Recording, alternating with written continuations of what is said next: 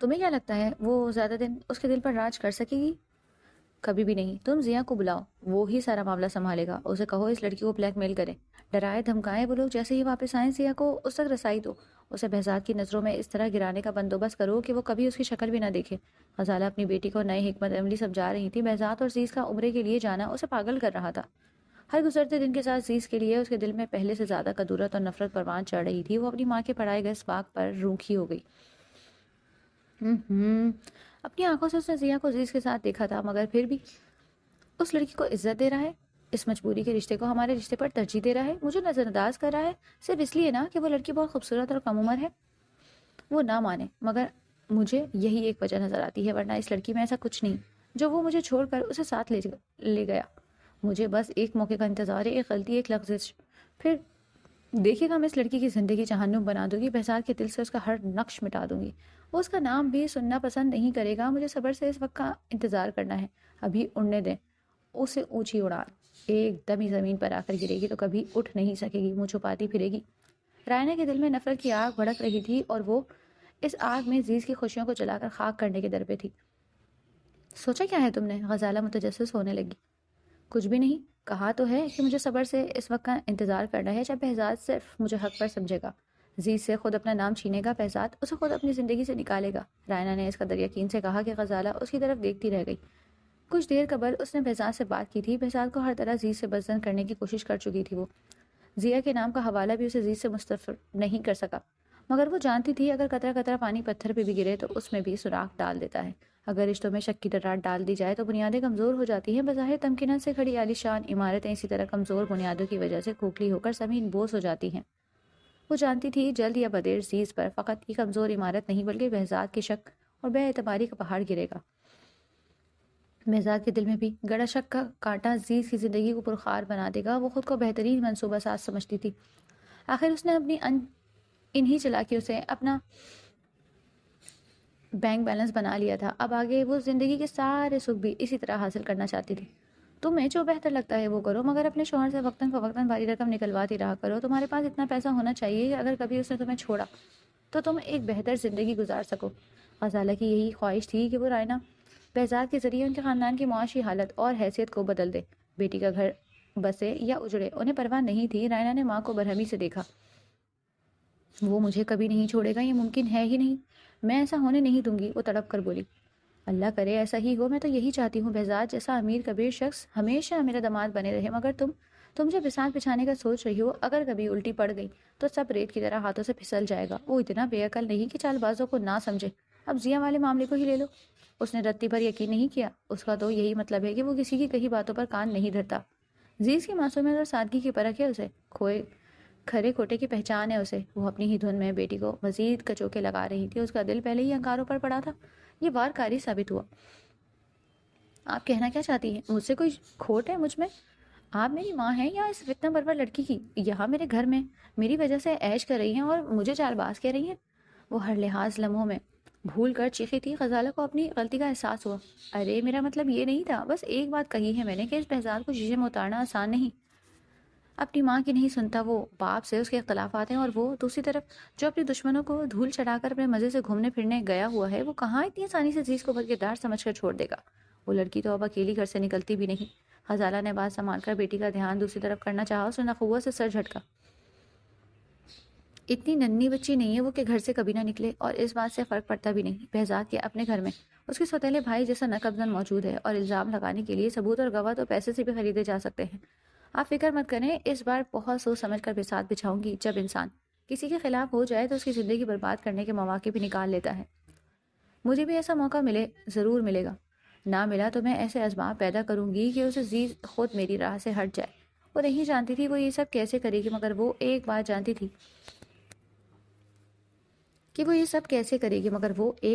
تھی کہ وہ اسے ہر قیمت پر بہزاد کو عزیز سے متنفر کرتا ہے. وہ اپنی بیٹی کو دیکھ کر مسکرا دی. یہ ہوئی نا بات. یہ وقت جذباتی ہونے کا نہیں بلکہ عقل مندی اسی میں ہے کہ ہر قدم سوچ سمجھ کر اٹھایا جائے. عزیز کی راہ میں اتنے کانٹے بچھا دو کہ وہ کبھی اگر ان کانٹوں کو چننے کی کوشش کرے تو اس کے ہاتھ ہی نہیں وجود بھی لہو لہان ہو جائے. وہ مستقبل میں عزیز کو ذوق بچانے کے منصوبے بنانے لگی تھی۔ وہ نہیں جانتی تھی کہ آنے والا وقت کسی کی راہ کو گلزار کرنے والا ہے اور کسی کے راستوں کو پرخار۔ وہ دونوں گاڑی چھوڑ کر پیدل ہی بہت دور نکل آئے تھے۔ کھانا کھانے کے بعد عزیز کی ضد تھی رات کے اس پہر برف باری سے لطف اندوز ہوا جائے۔ بہزاد نے واپسی کا قصد کیا تو وہ پھر اصرار کرنے لگی، بس کچھ دور اور دیکھے نا، کتنی دلسماتی سی خاموشی اور تنہائی ہے، دور و نزدیک تک کوئی نہیں۔ مجھے یہ خاموشی، یہ اسرار محسوس کرنا ہے۔ اور پھر آپ ہی کہہ رہے تھے کہ ہم یہاں گھومنے پھرنے آئے ہیں۔ اب جب میں لطف اندوز ہو رہی ہوں اس موسم سے، تو آپ مجھے واپس چلنے کا کہہ رہے ہیں؟ بہزاد نے اسے پہلی بار اس قدر خوش اور پرجوش دیکھا تھا۔ مسکراتے ہوئے اس کے گرد لپٹی سرخ چال کو درست کیا۔ اس نے بلیک جینز اور سرخ شرٹ پر لانگ کوٹ سے بتن کر رکھا تھا۔ اونی شال اس کے کندھوں کے گرد لپٹی تھی۔ بہزاد نے شال کی طرف سے مطمئن ہو کر اس کے سر پر موجود اونی ٹوپی کو کان تک کھینچا، پھر ہونٹوں پر دلکشی سے مسکراہٹ لیے سردی کی شدت سے اس کی سرخ ہوتی ناک کو 2 انگلیوں سے سلایا۔ وہ بلا وجہ ہی پزل ہونے لگی۔ نہیں لگتی مجھے سردی، ٹھیک ہوں بالکل۔ بہزاد کی پرتپش نگاہوں سے گھبرا کر وہ اپنی اصلی پراعتماد لہجے میں بولی تھی۔ وہ بے ساختہ ہنس دیا۔ شرمانے گھبرانے سے کس نے منع کیا ہے؟ وہ جو ہر وقت اپنے احساسات کو چھپانے میں کوشاں رہتی ہو۔ وہ شرارت سے گویا ہوا تھا۔ اس کی نگاہ کا ارتکاز عزیز کو نظروں کا زاویہ بدلنے پر مجبور کر گیا۔ وہ دیکھیں بہزاد، وہاں شاید کوئی ہے۔ کچھ دور آگ روشن تھی اور کچھ ہیولے بھی نظر آ رہے تھے۔ وہ چونکی۔ ہاں، ہماری طرح کے کچھ دیوانے اس موسم کو انجوائے کر رہے ہوں گے۔ اس نے بھی عزیز کی نشاندہی پر اس سمت دیکھا جہاں درختوں کے جھنڈ تھے۔ چلے نا، ہم بھی وہاں چلتے ہیں۔ وہ مزید آگے بڑھنا چاہتی تھی۔ بہزاد نے اس کی خواہش کو مسترد نہیں کیا اور اس کا ہاتھ پکڑ کر آگے بڑھنے لگا۔ وہ ٹرپ پر آنے والے 8-10 لڑکے لڑکیاں تھے۔ قریب پہنچنے پر ان کی شور شرابے کی آوازیں واضح ہونے لگیں۔ ارے وہ دیکھو، ایک کپل آ رہا ہے اس طرف، ایک لڑکی نے انہیں دیکھ کر بولا۔ باقی سب بھی متوجہ ہو گئے۔ اوہ، یہ تو بہزاد آفریدی ہیں۔ ان سب کی خوشی دیدنی تھی۔ وہ سب شور کرنے لگے۔ عزیز نے گھبرا کر اس کے عقب میں ہوتے ہوئے اپنی عقل پر ماتم کیا۔ وہ فراموش کر گئی تھی کہ اس کا شوہر کوئی عام شخصیت نہیں بلکہ ایک سیلیبریٹی ہے۔ وہ سب اسے دیکھ کر خوشی سے پاگل ہو رہے تھے۔ لڑکیوں نے دل تھام لیے تھے۔ بہزاد نے سیاہ جینس پر نیلی شرٹ پہن رکھی تھی۔ سیاہ لیدر جیکٹ کچھ دیر قبل ہی اس نے اتار کر عزیز کو پکڑائی تھی اور عزیز کو اس کا یہ انداز اس وقت ناگوار گزر رہا تھا۔ اس نے پہلی فرصت میں بہزاد کو جیکٹ دیتے ہوئے پہننے کا اشارہ کیا۔ اس نے شرابت سے اس کے حکم کی تعبیر کی تھی۔ نفاست سے سنورے بال اس وقت ہلکی ہوا سے اس کی پیشانی پر بکھر کر اسے اور بھی پرکشش بنا رہے تھے۔ عزیز پر پہلی بار یہ حقیقت منکشف ہوئی تھی کہ وہ اس پر کسی کی اٹھتی نگاہ بھی برداشت نہیں کر سکتی اور اسے عمر بھر رقابت کا عذاب جھیلنا تھا۔ وہ اپنے دل کے سمندر میں اٹھتے مدعو جزر کا باعث بننے والے اس چاند کو شہرت کے بلند آسمان سے توڑ کر اپنے دل میں چھپا لیتی، مگر یہ ممکن نہیں تھا۔ لڑکوں نے اسے مسافہ کیا تھا جبکہ لڑکیاں گلے پڑنے کے لیے بے قرار تھیں، مگر وہ بہزاد آفریدی تھا جس نے کسی کو قریب آنے کی اجازت نہیں دی تھی، بلکہ عزیز کو اپنے عقب سے کھینچ کر برابر کھڑے کرتے ہوئے ان لڑکیوں کو باور کرا دیا تھا کہ ان کی حیثیت اور حد کیا ہے اس کے نزدیک۔ میٹ مائی وائف نوائزیز بہزاد آفریدی، اس نے فخر سے اس کا تعارف کرایا۔ واؤ، شی از سو کیوٹ، ایک لڑکی چہکی۔ شی از لٹل انوسینٹ فیری، ایک اور لڑکی نے اسے سراہا۔ Really she is very pretty, وہ سب کورس میں بولی تھی۔ عزیز کے رخسار دہکنے لگے تھے جبکہ بہزاد اس کی تعریف حق سمجھ کر وصول کرتے ہوئے مسکرا رہا تھا۔ ایسا لگتا ہے آپ دونوں ایک دوسرے کے لیے بنے ہیں، ایک لڑکے نے مدانت سے کہا۔ وہ بہزاد سے گانے کی فرمائش کرنے لگا۔ وہ لوگ بھاری پتھروں اور فرشی نشست پر آگے کے گرد بیٹھے، دور ہی ان کی وین بھی کھڑی تھی۔ ان میں سے 2 لڑکے بھاگ کر وین میں چائے کے کپ اور تھرماس اٹھا لائے۔ بہزاد سر، پلیز اس ملاقات کو یادگار بنانے کے لیے ایک گانا تو سنا دے، لڑکیوں کی پرزور فرمائش تھی۔ وقت زیادہ ہو گیا ہے، ہم بھی ہوٹل جائیں گے، آپ لوگ بھی غالباً جانے والے تھے۔ بہزاد دیکھ چکا تھا، بس کا ڈرائیور انہیں چلنے کے لیے اشارہ کر رہا تھا۔ سر پلیز کچھ دیر صحیح، ایک کپ چائے اور ایک گانا، لڑکے نے کپ بہزاد کی طرف بڑھایا اور بہزاد متعامل تھا۔ اسنو وائٹ، تم ہی سر سے کہو پلیز، صرف ایک گانا۔ نہیں بھائی، یہ تو بالکل باربی ڈال ہے، ایک شوخ شریر لڑکی نے اس سے نئے نام سے پکارا تھا۔ اس کے چہرے سے لپٹی اٹھنے لگی۔ بہزاد کی نگاہیں اب بھی اس کے چہرے کا طواف کر رہی تھی، اس پر متضاد یہ القاب۔ عزیز نے کچھ کہنے کے بجائے بس سر جھکا کر اپنے ہاتھوں کو دیکھا۔ وہ گھبرا رہی تھی۔ وہ مسکرایا۔ اوکے تو ایک گانا میری زندگی کے نام۔ وہ اس کے ہاتھ تھام کر ان سب کی فرمائش پر دھیمے سے گنگنایا۔ ایک لڑکے نے فوراً گٹار سنبھال لیا۔ کتنی دفعہ دل نے کہا دل کی سنی کتنی دفعہ، ویسے تو تیری نام میں بھی میں نے ڈھونڈ لی اپنی خوشی، تو جو گر ہاں کہے تو بات ہوگی کچھ اور ہی، دل ہی رکھنے کو کبھی اوپر اوپر ہی سہی، کہہ دینا ہاں یوں ہی، کتنی دفعہ دل نے کہا دل کی سنی کتنی دفعہ۔ زیز کی پرشوق نگاہوں کے نگہبانی میں ہاتھوں کی لکیروں کو یوں تک رہی تھی جیسے اس سے زیادہ کوئی اور کام ضروری نہ ہو۔ کتنی دفعہ حیران ہوا میں یہ سوچ کے، اٹھتی بے اعتبار عبادت کی خوشبوئیں کیوں میرے عشق سے جیسے ہی میرے ہونٹ پہ چھو لیتے ہیں تیرے نام کو، لگے کہ سجدہ کیا کہہ کے تجھے شب دل کے بول دوں، یہ خدائی چھوڑ کے آ جا تو زمین پہ اور جانا کہیں تو ساتھ رہ جا میرے، کتنی دفعہ دل نے کہا دل کی سنی کتنی دفعہ۔ وہ اپنی آواز کا جادو جگا رہا تھا، دور و نزدیک جسے ہر شے ساکت ہو گئی تھی، ہوا کی سرسراہٹیں تک رک کر اس کی آواز کے سحر میں گم تھی اور زیز کا دل موم کی طرح پگھلنے لگا تھا۔ کتنی دفعہ مجھ کو لگا تیرے ساتھ اڑے آسمانی دکانوں سے ڈھونڈ کے پگھلا دوں میں چاند یہ، تمہارے ان کانوں میں پہنا بھی دوں بوندے بنا، پھر یہ میں سوچ لوں سمجھے گی تو جو میں نہ کہہ سکا، پھر ڈرتا ہوں ابھی نہ یہ تو پوچھے کہیں کیوں لائے ہو یہ، کیوں لائے ہو یہ یوں ہی، کتنی دفعہ دل نے کہا دل کی سنی کتنی دفعہ۔ وہ ذرا اس کی طرف جھکا تھا، زیز نے اسے گھور کر دیکھا، وہ ان سب کی طرف اس کی توجہ مرکوز کرانا چاہتی تھی۔ بہزاد مخصوص دھیمی مگر ساحرانہ مسکراہٹ لیے اسے دیکھ رہا تھا، وہی جھنجھلا کر نظروں کو دوبارہ اپنے ہاتھوں پہ مرکوز کر گئی۔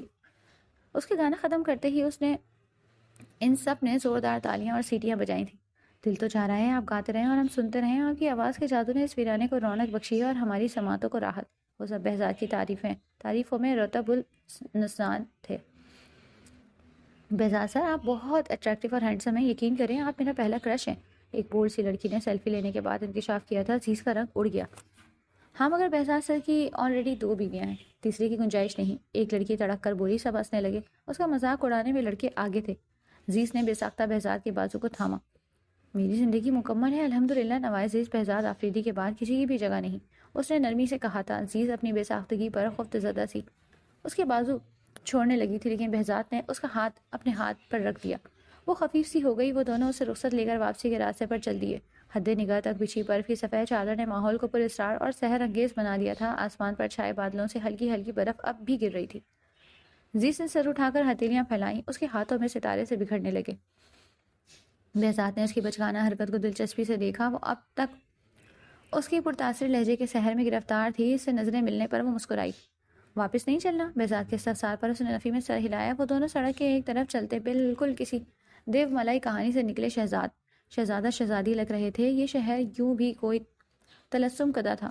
اس شہر کے راستوں پر چلتے ہوئے زیز کے چہرے پر عجب سی سرخوشی اور انوکھی سی چمک دیکھنے والے کو محفوظ کر گئی تھی۔ بہزاد کے لیے یہ منظر دلچسپ اور ناقابل فراموش تھا، وہ اسے ہمیشہ اسی طرح دیکھنا چاہتا تھا۔ یہ کوئی اور ہی جہاں تھا جہاں صرف وہ دونوں تھے، کوئی تیسرا ان کے درمیان نہیں تھا، کوئی غم تھا نہ پریشانی۔ زیز نے ان گزرتے دنوں میں بہزاد آفریدی کو بہت قریب سے جانا تھا، سمجھا تھا، اور ہر بار کی طرح دل میں یہ کسک اٹھی تھی کاش وہ صرف اس کا ہوتا۔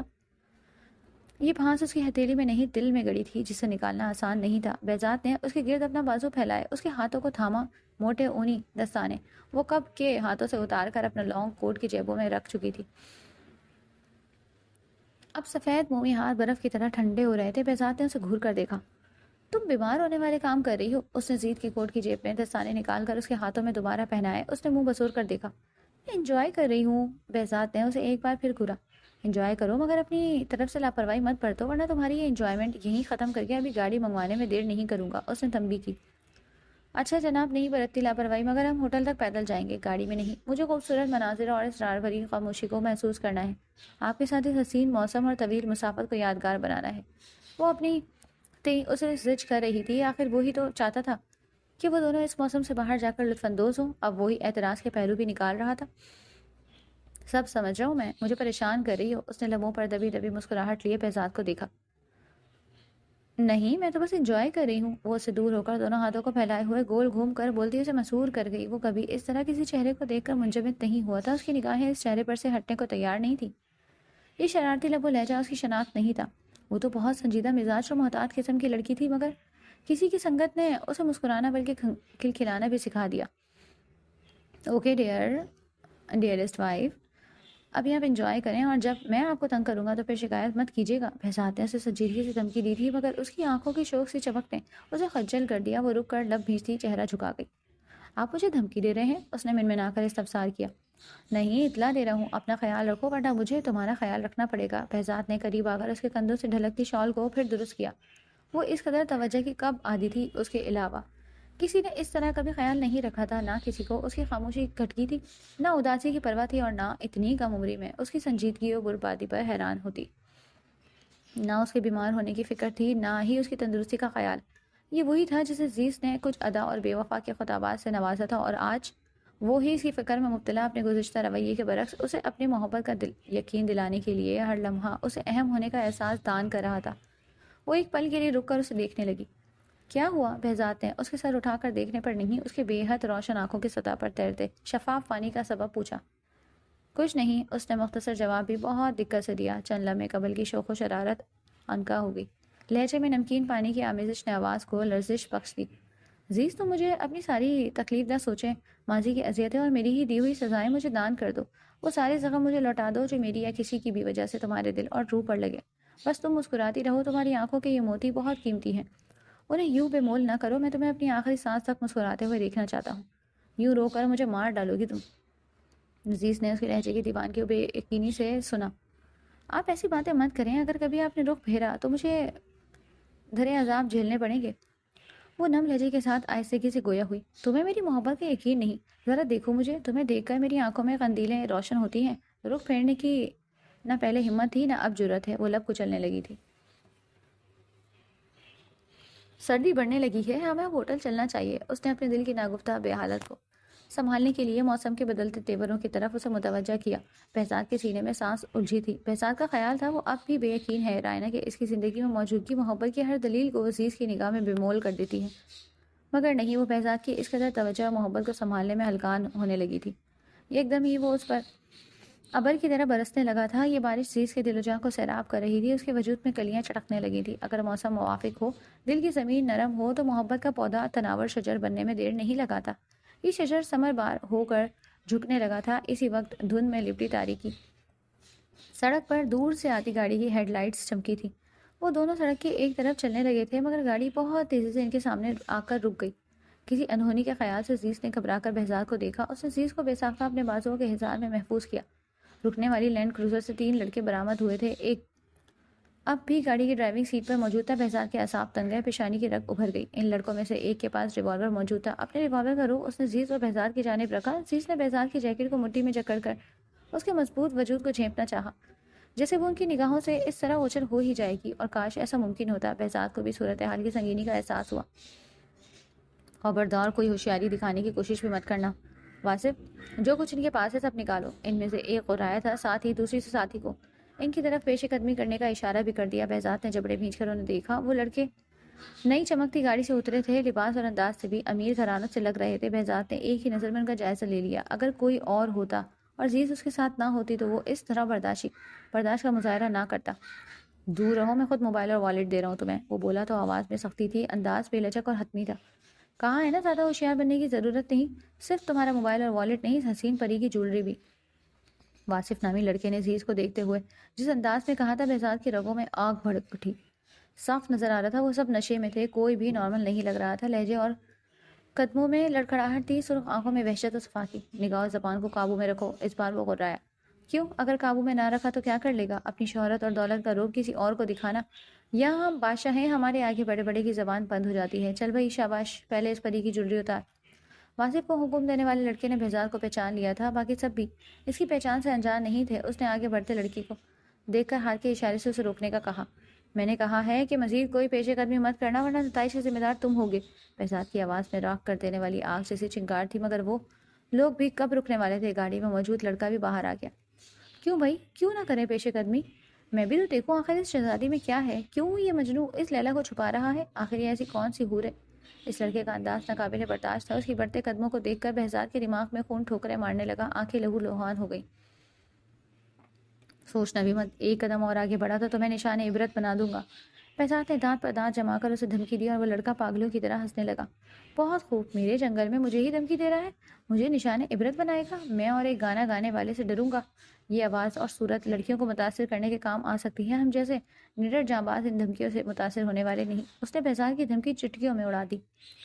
خرم، وقت ضائع مت کرو، اس پری کو گاڑی میں ڈال اور اندر نکل یہاں سے، اگر پولیس آ گئی تو معاملہ خراب ہو جائے گا۔ واصف نامی لڑکے کو ہدایت دینے والے شخص نے ارد گرد دیکھتے ہوئے تیزی لہجے میں کہا۔ بہزاد کی گرفت عزیز کے کندھوں پر سخت ہوئی۔ بہزاد، عزیز کے لبوں سے سرسراتی آواز میں اس کا نام ادا ہوا تھا۔ کچھ نہیں ہوگا، بس تم وہاں مت دیکھو، وہ بہت آہستگی سے بولا تھا۔ عزیز اس کے بازو کے حصار میں اپنا چہرہ اس کے سینے میں چھپائے لرزنے لگی۔ یہ صورتحال اسے خوف زدہ کر رہی تھی، جبکہ بہزاد کو غصے سے پاگل۔ وہ لڑکا ان دونوں کے بالکل قریب آ کر رکا۔ کیا راز و نیاز کر رہا ہے؟ چل شاباش، تو چھوڑ اور اپنی جان بچا۔ اب ہمیں کچھ نہیں چاہیے سوائے اس پری کے۔ اس نے عزیز کو بہزاد سے الگ کرنے کے لیے ہاتھ آگے بڑھایا۔ میں نے کہا ہے دور رہو اس سے، ورنہ جان سے جاؤ گے۔ بہزاد نے کہرباٹ لہجے اور شعلے برساتی آنکھوں سے اس لڑکی کو دھمکی دی، مگر وہی بات کہ وہ اس دھمکی کا اثر ہی کب لے رہا تھا۔ تمہیں سمجھ نہیں آ رہی؟ یہ ہمارا جنگل ہے اور ہم یہاں کے شیر ہیں، قانون ہماری جیبوں میں ہے، اور ان دھمکیوں کا جواب ابھی تمہارے سامنے تمہاری پری کو یہاں سے لے جا کر دیں گے۔ خرم کا لہجہ صفاق تھا، اس کے ہاتھ میں پستول تھا۔ دوسرا ہاتھ اس نے عزیز کی طرف بڑھایا۔ اس کے عزیز کو چھونے سے پہلے ہی بہزاد نے عزیز کو خود سے دور کرتے ہوئے اس لڑکے کے بڑے ہوئے ہاتھ کو پکڑ کر ایک جھٹکے سے کندھے سے توڑ دیا۔ اسے سنبھلنے اور اس کے ساتھیوں کو سمجھنے کا موقع ہی نہیں ملا، اور اس نے اس لمحاتی غیر متوقع کارروائی کے دوران اتنی ہی پھرتی سے دوسرے ہاتھ سے اپنی پشت پر شرٹ کے نیچے سے ریوالور نکال کر بے دریغ فائر کیے تھے۔ عزیز بہزاد کے دور کرنے پر بری طرح لڑکھڑائی، سنبھلنے کی کوشش کرتے ہوئے بمشکل گھٹنوں کے بل زمین پر بیٹھتی چلی گئی۔ بہزاد نے سائلنسر لگی پستول سے فائر کیا تھا، مگر پھر بھی عزیز نے کانوں پر ہاتھ رکھ لیے۔ خوف سے اس کا رنگ زرد پڑ گیا تھا۔ خرم کے ہاتھ میں موجود پستول بہزاد کے حملے سے نیچے گر گیا، جبکہ دوسرے شخص نے بروقت گولی چلائی۔ اس کے پستول سے نکلی گولی بہزاد کے کندھے کو چھوتی ہوئی گزری۔ بہزاد کے لبوں سے تکلیف کے باوجود آہ بھی نہ نکلی، لیکن عزیز کے لبوں سے دلدوز چیخ برآمد ہوئی۔ بہزاد نے ایک پل کے لیے اس کی طرف دیکھا، مگر وہ غفلت کا متحمل نہیں ہو سکتا تھا۔ اس کا ریوالور آگ اگل رہا تھا اور اس کا نشانہ کبھی خطا نہیں ہوتا۔ وہ لوگ اسی بے خبری میں اپنی تباہی کو دعوت دے بیٹھے۔ اس کے قدم ان کے لیے اکھاڑنا ناممکن تھا۔ بہزاد نے فائر خرم کے ہاتھ اور پیر پر پھر داغے۔ اس کی داغی گئی گولیاں بالکل نشانے پر لگی تھی۔ وہاں سے بہزاد پر جھپٹا۔ بہزاد نے ایک لات اس کے پیٹ میں رسید کی اور گولی اس کے پیر پر۔ وہ چاروں بھاگنے کے قابل نہیں رہے تھے۔ اس نے ان چاروں کے پیروں کو نشانہ بنایا۔ وہ تڑپ رہے تھے۔ بہزاد نے ان کی دونوں پستولیں اپنے قبضے میں لے لی۔ کیوں؟ اب پتہ چلا کہ اس جنگل میں کس کی حکومت ہے، کون شیر ہے یہاں کا۔ بہزاد نے خرم کے تڑپتے ہوئے وجود پر اپنے جوتے سے ضربیں لگائی تھیں اور پھر اس کے ہاتھ کو اپنے جوتے کی ایڑی سے بری طرح کچلا۔ عزیز اس کی اس صفاقی اور بربریت پر کانپنے لگی تھی۔ اپنے کندھے سے بہتے خون کی اسے پرواہ نہیں تھی۔ اسے اپنی تکلیف کا احساس نہیں تھا۔ اگر کوئی چیز ذہن پر نقش کر رہی تھی تو وہ ان کی بے باک گستاخیاں، گستاخ نظریں اور مذموم ارادے۔ عزیز کی طرف ہاتھ بڑھانے والوں کو اس نے نشان عبرت بنا دیا تھا۔ سرد رات کی خاموشی میں اس خرم نامی لڑکے کی اذیت ناک چیخیں گونج اٹھی۔ اس نے اسی پر بس نہیں کیا تھا، بلکہ اس کے اس ہاتھ پر ایک اور فائر داغا۔ عزیز اپنی جگہ سے اٹھ کر بھاگتی ہوئی اس کے سمت آئی۔ نہیں بہزاد، وہ مر جائے گا۔ کانپتے ہوئے اس نے بہزاد کا ہاتھ پکڑا تھا۔ اس نے لہو رنگ آنکھوں سے اسے دیکھا اور پھر اس کے وجود کو خود میں ایسے چھپایا جیسے وہ اس کی سلامتی کا یقین کرنا چاہ رہا ہو۔ عزیز تم ٹھیک ہو نا؟ اس نے بے تابی سے اس کا چہرہ دونوں ہاتھوں میں بھرا۔ میں ٹھیک ہوں، مگر آپ کو گولی لگی ہے بہزاد، اتنا خون بہہ رہا ہے۔ وہ مسلسل آنسو بہا رہی تھی۔ اس نے عزیز کی بات پر دھیان نہیں دیا، بلکہ جیب سے موبائل نکال کر پولیس کا نمبر ملانے لگا۔ عزیز فکر مند تھی، مگر وہ اطمینان سے دوسری طرف بات کرتا، اس کے چہرے پر بکھرتی لٹوں کو دوسرے ہاتھ سے سنوارتا اس طرح نارمل تھا جیسے کوئی پریشان نہ ہو۔ اسے دوسری کال ہوٹل سے گاڑی منگوانے کے لیے کی تھی۔ 5 منٹ بھی نہیں لگے اور پولیس چائے وقوع پر پہنچ گئی۔ بہزاد آفریدی صاحب، یہ پرانی دشمنی کا خاکسانہ لگ رہا ہے۔ ایس ایچ او نے گاڑی سے اتر کر وہاں بکھرے ان 4 نفوس پر نگاہ ڈالی۔ پولیس جیپ کی چلتی ہیڈ لائنز کے باوجود ایک اہلکار نے ٹارچ روشنی کی تھی۔ عزیز اب بھی بہزاد کے بازو کے حصار میں تھی اور پولیس والوں کی آمد سے مزید خوفزدہ ہو گئی۔ کوئی دشمنی نہیں تھی، مگر اب دشمنی ہو گئی ہے۔ بہزاد نے دانت پیسے۔ سر جی، یہ تو خرم آفتاب ہے، اکرم آفتاب کا بھائی، اور یہ سب اس کے دوست ہیں۔ ایک پولیس اہلکار نے ان ڈاکوؤں کو پہچان لیا تھا۔ کیا بات کر رہا ہے؟ کیوں گلے میں پھندا ڈال رہا ہے؟ ایس ایچ او نے گھبرا کر ذرا سا پنجوں کے بل بیٹھتے ہوئے خرم کو دیکھا، پھر بہزاد کی طرف دیکھا۔ پتہ ہے کون ہے یہ لڑکا؟ یہاں کے ایم ایل اے شیر افغان آفتاب کا بیٹا ہے۔ اس کا بھائی اکرم آفتاب صوبائی اسمبلی کا ممبر ہے، بڑا اڑیل اور جو شیلا بندہ ہے۔ اپنے بھائی کی حالت دیکھ کر چپ نہیں بیٹھے گا۔ اور وہ دوسرا لڑکا واصف نثار، ایک صنعت کار کا بیٹا۔ وہ چاروں ہی خون بہہ جانے کی وجہ سے نیم بے ہوش تھے، مگر بہزاد مضبوط اعصاب کا مالک تھا جو زخمی ہونے کے باوجود اپنے پیروں پر کھڑا تھا۔ یہ ہمت اسے عزیز کی وجہ سے کرنی ہی تھی۔ بہزاد کو ان کے تعارف سے کیا فرق پڑ سکتا تھا؟ اس نے ان پر حقارت آمیز نظر ڈالی۔ یہ مجرم ہے، مجھے صرف یہ پتا ہے، وہ غرایا۔ ان کی بہت بری حالت ہے۔ خرم آفتاب کا بھائی اکرم آفتاب تو زمین و آسمان ایک کر دے گا اور ہماری بھی نوکری کا دشمن بن جائے گا۔ یہ کیا وبال کھڑا کر دیا ہے آپ نے؟ یہ کوئی عادی مجرم نہیں ہے، امیر لوگوں کے بچے ہیں، بس شوقیہ تفریح کے لیے ایسی حرکتیں کر لیتے ہیں۔ اب آپ بھی تفریح کے لیے آئے تھے، تھوڑا شغل میلہ انہیں بھی کرنے دیتے۔ ایسے جو عنایت کے الفاظ نے بہزاد کا دماغ کھولا دیا۔ وہ جانتا تھا اس کا اشارہ کس طرف ہے۔ اس نے ہاتھ میں تھامے ریوالور کا رخ اس کی طرف کیا۔ اپنے ذہن کی غلاظت خود صاف کر لو ورنہ تمہارا حال ان سے بھی بدتر کروں گا۔ وہ بالکل ایک شیر کی طرح دھاڑا تھا۔ ایس ایچ او کے چہرے پر ناگواری اود کر آئی مگر اس نے لہجہ معتدل ہی رکھا۔ سر جی، ہم اس معاملے میں کچھ نہیں کر سکتے، بس آپ اپنی گرفتاری دے دیں، باقی معاملات تھانے میں، کیونکہ قانون سب کے لیے برابر ہے۔ آپ نے جرم کیا ہے اور یہ بیچارے معصوم لڑکے سارے بری طرح زخمی ہیں، لہٰذا مجرم تو آپ بھی ہوئے۔ ایس ایچ او کی بات پر عزیز نے خوف زدہ نگاہوں سے بہزاد کو دیکھا۔ ایس ایچ او عنایت کے الفاظ نے بہزاد کا دماغ بھگ سے اڑا دیا۔ وہ جانتا تھا کہ اس کا اشارہ کس طرف ہے۔ اس نے ہاتھ میں تھامے ریوالور کا رخ ایس ایچ او کی طرف کیا۔ اپنے ذہن کی غلاظت خود صاف کر لو ورنہ تمہارا حال ان سے بھی بدتر کروں گا۔ وہ بالکل ایک شیر کی طرح دھاڑا۔ ایس ایچ او کے چہرے پر ناگواری اود کر آئی مگر اس نے لہجہ معتدل کر دیا۔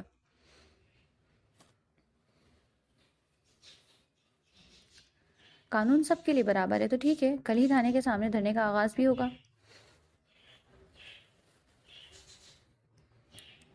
ایک پریس کانفرنس یا ویڈیو بیان میں مجھے ان سمیت آپ کی بھی تعریف کرنی پڑے گی، کیونکہ ان مجرموں کو آپ کی پشت پناہی حاصل ہے۔ اگر یہ ڈکیت یہ کام کرتے ہیں تو مجھے بھی ایسے لوگوں کو کیفر کردار تک پہنچانے کا شوق ہے۔